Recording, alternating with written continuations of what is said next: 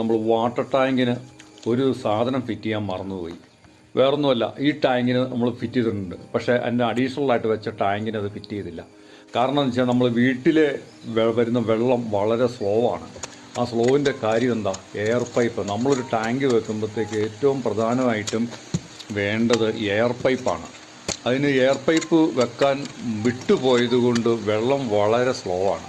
അപ്പോൾ അതുകൊണ്ട് വെള്ളത്തിൻ്റെ സ്പീഡ് കൂട്ടുന്നതിന് വേണ്ടിയിട്ട് നമുക്ക് നല്ലൊരു എയർ പൈപ്പ് മുകളിലേക്ക് നമുക്ക് വെക്കണം.